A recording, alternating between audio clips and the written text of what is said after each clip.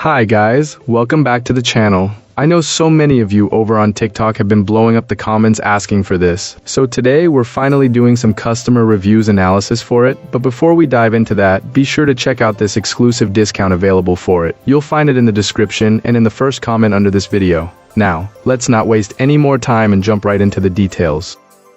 So, this generator has been a pleasant surprise on my camping trips so far. I bought it over a 400-watt battery bank because I wanted something a bit more reliable for running small appliances and charging devices without constantly recharging a battery pack.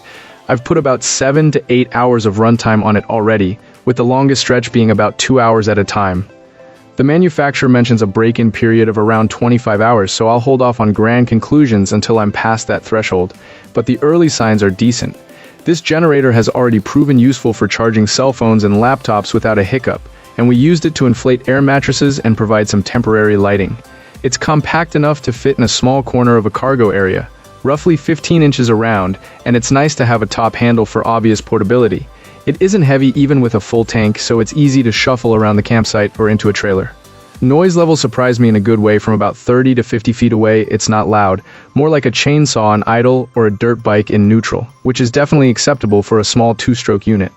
There's a slight rattle when the fuel isn't ideal, but with proper fuel that noise isn't bothersome. A heads up, I learned the hard way: if you run poor or older fuel, you'll hear rougher operation. I once mixed up older untreated fuel, and the engine sounded off until I reset with fresh fuel and a stabilizer.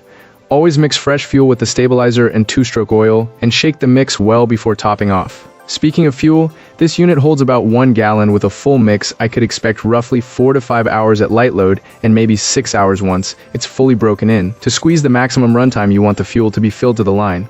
It also helped to use a proper two-stroke oil brand, and aim for a clean mix, around 50 to 1 after the break-in phase. Its outlets are modest, a couple of 3-prong receptacles, and there's no splashy array of ports, which makes sense given the size. It does require grounding for safety, and the manual notes you need a proper grounding pole. There's also a noticeable odor when it runs, so I keep it a bit away from crowded spaces. And yes, it does shut off when the gas level gets too low, even if you feel there's still some fuel left. So plan for a little extra in the tank if you need longer runs.